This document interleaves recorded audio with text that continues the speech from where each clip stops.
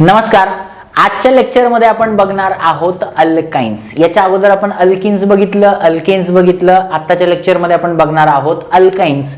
मग अल्काइन्सची डेफिनेशन काय आहे?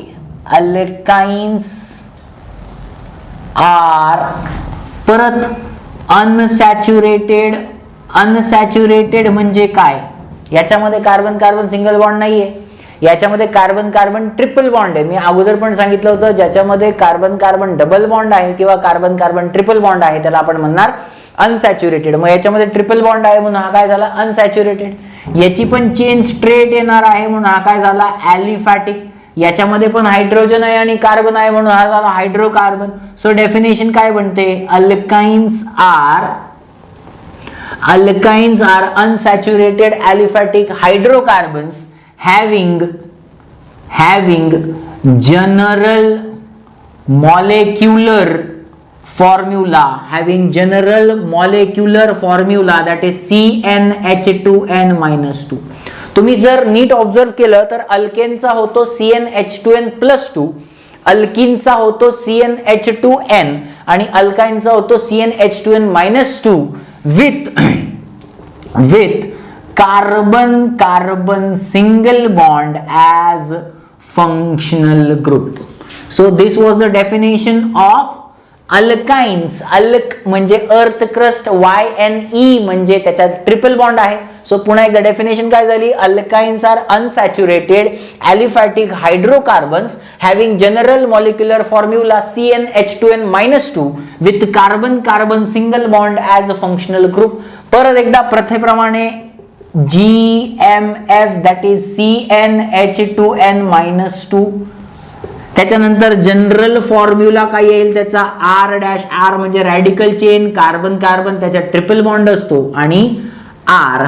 त्याच्यानंतर FG म्हणजे फंक्शनल ग्रुप. अल्काइन कोणामुळे ओळखला जातोय? हायड्रोकार्बन आहे पण त्याच्यामध्ये ट्रिपल बॉन्ड आहे म्हणजे त्याची आयडेंटिटी ट्रिपल बॉन्ड आहे. सो त्याचा फंक्शनल ग्रुप झाला कार्बन कार्बन ट्रिपल बॉन्ड. मग आता आपण N ची व्हॅल्यू परत एकदा, याच्यामध्ये कार्बन कार्बन ट्रिपल बॉन्ड आहे. मग जर कार्बन कार्बन ट्रिपल बॉन्ड आहे तर याच्यामध्ये एक कार्बन वाला कंपाऊंड येईल का? नाही. पण फॉर्म्युलानुसार जर बघितलं तर एक कंपाऊंड मिळतो CH. बाळांनो याला काय म्हणतात? This is called as methylidene. This is called as methylidene. पण याच्यामध्ये ट्रिपल बॉन्ड नाहीये, कार्बन कार्बन ट्रिपल बॉन्ड नाहीये, त्याच्यामुळे हा अल्काइन मध्ये कन्सिडर केला जात नाही. This is called as methylidene. मग कमीत कमी किती कार्बन पाहिजे? कमीत कमी पाहिजे C2. N ची व्हॅल्यू पुट केली C2, 2 2 4 4 -2 that is H2. C2H2 दोन नंबर येणार C3H4, नंतर C4H6, नंतर C5H8, C6H10, C7H12, C8H14, C9H16 आणि C10H18. हे झाले मॉलिक्युलर फॉर्म्युला. बरं, ही पण एक सिरीज तयार झाली. ही पण एक काय तयार झाली आहे? सिरीज तयार झालेली आहे ऑफ अल्काइन्स. जर तुम्ही नीट बघितलं प्रत्येकामध्ये एक एक कार्बन वाढत चालला आहे आणि दोन दोन हायड्रोजन वाढत चालले. म्हणजे कितीचा डिफरन्स आहे रे? CH2. म्हणजे ही पण काय झाली? This is also and homologous series. This is also and homologous series. But ही homologous series कोणाची आहे? Homologous series of alkynes. Homologous series of alkynes. मग पहिला कंपाऊंड 2 कार्बन म्हणजे आपण काय घेतो? इथ. 3 कार्बन म्हणजे आपण काय घेतो? प्रोप. 4 कार्बन म्हणजे ब्यूट. 5 कार्बन म्हणजे पेंट. 6 कार्बन म्हणजे हेक्स. 7 कार्बन म्हणजे हेप्ट. 8 कार्बन म्हणजे ऑक्ट, नॉन, त्याच्यानंतर डेक. आता याच्यामध्ये ट्रिपल बॉन्ड आहे म्हणून काय लावणार आपण? YNE, YNE, YNE, YNE, YNE, YNE, YNE, YNE, YNE. म्हणजे नाव काय झाले? Ethyne, propyne, butyne, pentyne, hexyne, heptyne, octine, nonine, decine. This is the homologous series of alkynes. बरं, पण हे काय दाखवतायत आपल्याला? किती नंबर ऑफ कार्बन्स आहेत आणि किती नंबर ऑफ हायड्रोजन आहे. मग याला आपण काय म्हणणार, this is called as molecular formula. म्हणजे याच्याने आपल्याला कळाले नंबर ऑफ कार्बन ॲटम्स आणि नंबर ऑफ हायड्रोजन ॲटम्स. पण त्याची अरेंजमेंट आपल्याला दिसते का, नाही. म्हणजे आपल्याला याचं काय बघावं लागणार आहे, स्ट्रक्चरल फॉर्म्युला. याच्यामध्ये पण दोन प्रकार येणार. क्लासिफिकेशन जर अल्काईनचं करायला घेतलं, क्लासिफिकेशन अल्काईनचं करायला घेतलं तर याच्यामध्ये पण दोन येणार.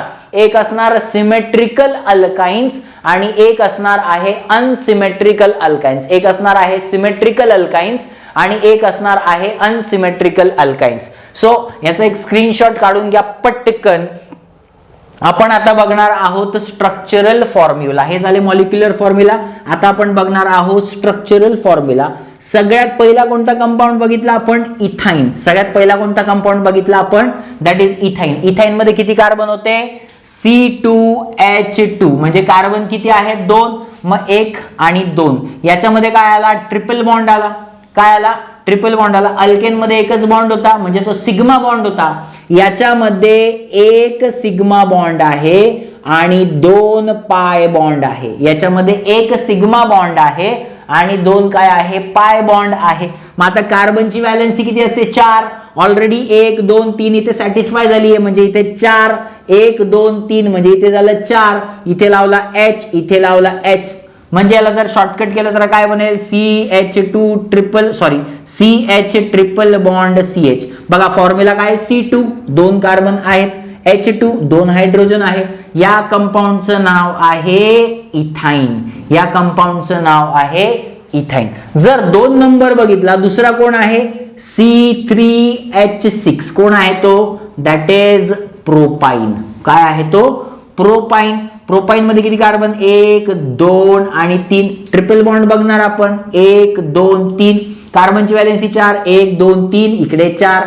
1 2 3 4 इकडे 4 ऑलरेडी सॅटिस्फाय झाली, म्हणजे हायड्रोजन लावायची गरज नाहीये. इकडे 1 2 3 4 इकडे हायड्रोजन हायड्रोजन हायड्रोजन हायड्रोजन. याला जर आपण कंडेन्स्ड केलं तर हा बनेल CH ट्रिपल बॉन्ड CH3. म्हणजे याचं नाव काय झालं, याचं नाव झालं प्रोपाइन. आता आपल्याला कळतंय स्ट्रक्चर. बरं मला सांगा, या ट्रिपल बॉन्डच्या दोघं साइडला सिमेट्री आहे की नाही, येस. म्हणजे इथाइन काय झाला, सिमेट्रिकल. पण याला जर नीट फोकस केलं, इकडे H आहे ट्रिपल बॉन्ड C, इकडे काय आहे CH3. दोघं साइडला सेम आहेत का, नाही. म्हणजे हा काय दाखवतोय, asymmetry. So this is an unsymmetrical alkyne and this is an symmetrical alkyne. हे झालं इथाइनचा एक्झाम्पल आणि प्रोपाइनचा स्ट्रक्चरल फॉर्म्युला. 4 नंबरला कोण येतो, 4 नंबरला येतो ब्युटाइन. ब्युटाइनचा मॉलिक्युलर फॉर्म्युला आहे दॅट इज C4H6. 4 कार्बन काढूया, 1 2 3 4. ट्रिपल बॉन्ड 1 नंबरला लावूया, 1 2 आणि 3. कार्बनची व्हॅलेन्सी 1 2 3 4.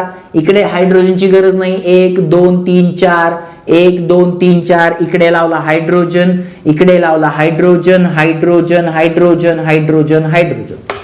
नीट बघायचं, सिमेट्री आहे का, तर सिमेट्री नाहीये, अनसिमेट्रिकल अल्काइन्स झालेला आहे. याला शॉर्टकट केलं, CH triple bond C single bond CH2CH3. This is the structure of butyne. पण कोणता ब्युटाइन, ब्यूट1आइन. नेक्स्ट लेक्चर मी तुम्हाला नॉमेनक्लेचर शिकवेलच, त्याच्यामध्ये तुम्हाला कळेलच. ब्यूट1आइन याचं नाव झालं ब्यूट1आइन. याचं दुसरं स्ट्रक्चर पण निघू शकतं. कार्बन घेतला 1 2 3 4. डबल ट्रिपल बॉन्ड मी शिफ्ट केला मध्ये. कार्बनची व्हॅलेन्सी 1 2 3 4. इकडे 1 2 3 4 1 2 3 4. इकडे 1 2 3 4. इकडे हायड्रोजन हायड्रोजन, इकडे हायड्रोजन हायड्रोजन हायड्रोजन. कंपाऊंड झाला CH3C ट्रिपल बॉन्ड CH3. याचं नाव येणार ब्यूट2आइन. नीट बघा, दोघांकडे 4 कार्बन आहेत, दोघांकडे 6 हायड्रोजन आहे. म्हणजे दोघांचा मॉलिक्युलर फॉर्म्युला सेम आहे, पण दोघांचं स्ट्रक्चर वेगळं आहे. So they are isomers of each other, but one yne and but two yne. तुम्हाला अल्काइन कळालेलं आहे का? असंच तुम्हाला पुढचं एक्झाम्पल पेंटाईन, हेक्साईन, हेप्टाईन आणि ऑक्टाईनचं करायचं आहे. नेक्स्ट लेक्चर मध्ये मी अल्केन्स, अल्किन्स आणि अल्काइन्स या तिघांचं नॉमेनक्लेचर घेणार आहे. त्याच्यामध्ये कॉमन नेम पण येणार आणि त्याच्यामध्ये IUPAC नेम पण येणार आहे. तुम्हाला जर काही अल्केन मध्ये किंवा अल्काइन मध्ये जे इंट्रोडक्शन लेक्चर्स घेतलेले आहे, तुम्ही मला कमेंट मध्ये सांगू शकतात की तुम्हाला कोणत्या कोणत्या याच्यामध्ये प्रॉब्लेम आलेले आहेत. आणि ह्या व्हिडिओ सोबत किंवा पुढच्या व्हिडिओ सोबत मी अजून तुम्हाला होमवर्कचे शीट्स अपलोड करून देणार आहे. सो ते तुम्ही सॉल्व्ह करू शकता आहेत. नेक्स्ट लेक्चर आपण बघणार आहोत nomenclature of alkanes, alkenes and alkynes.